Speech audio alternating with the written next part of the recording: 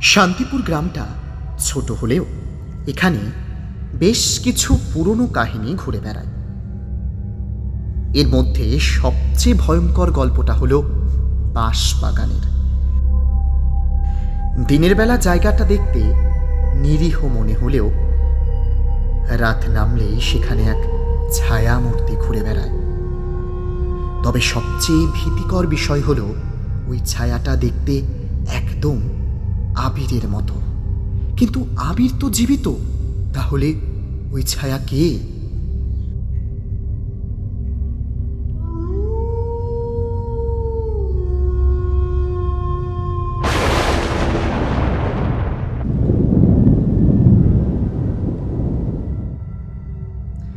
গ্রামের মানুষজন বলে, সন্ধ্যার পর বাঁশবাগানের দিকে তাকালেই দেখা যায় এক যুবক সেখানে দাঁড়িয়ে আছে।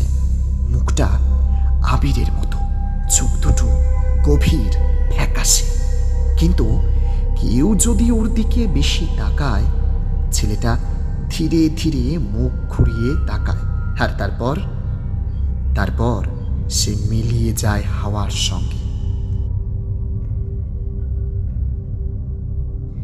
এক রাতে আবিরের বন্ধুরা রিফাত আর সুমন ওর সঙ্গে দেখা করতে এলো। ওদের চোখে মুখে আতঙ্ক। আবির, তুই কি বাঁশবাগানে গিয়েছিলি? না তো। কেন? সুমন গলা শুকিয়ে বলল, কাল রাতে আমরা তোকে দেখেছি, বাঁশবাগানের ভেতরে দাঁড়িয়েছিলি, মুখে অদ্ভুত হাসি।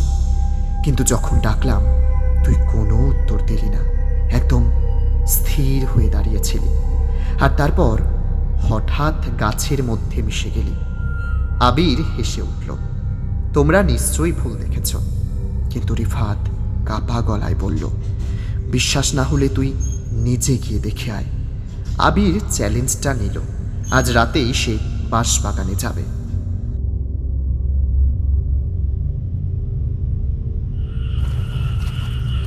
রাতের অন্ধকারে আবির একা বাঁশবাগানের দিকে এগিয়ে গেল। জায়গাটা নিস্তব্ধ, চারিদিকে শুধু শুকনো পাতার মচমচ শব্দ। বাতাস নেই, কিন্তু একটা অদৃশ্য শীতলতার চারপাশে ছড়িয়ে আছে।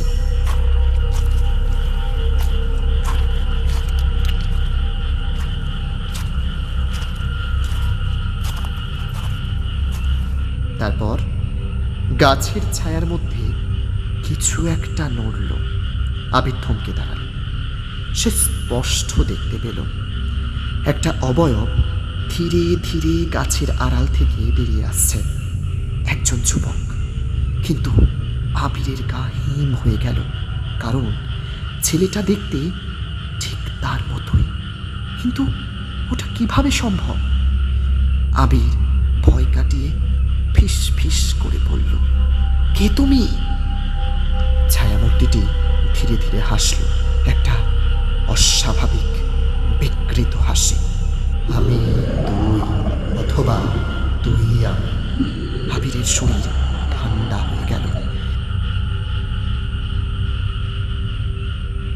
ছায়াটা ধীরে ধীরে তার দিকে এগিয়ে এলো।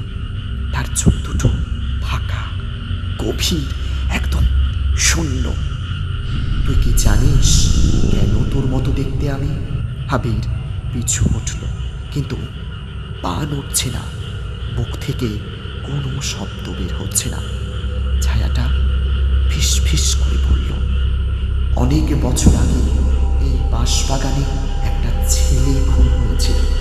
তাকে কবর দেওয়া হয়েছিল এখানে।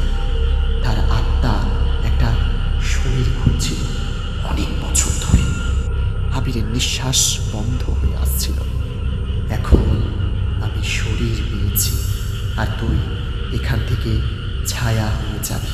এরপর ভয়ঙ্কর কিছু ঘটল। ছায়াটা ধীরে ধীরে হাত বাড়িয়ে আবিরের গলায় ঠান্ডা আঙুল চেপে ধরল। আবির অনুভব করল তার শরীর জমে যাচ্ছে, শীতল হয়ে আসছে, চোখের সামনে সব ঝাপসা হয়ে আসছে। হঠাৎ সে জ্ঞান হারিয়ে ফেলল।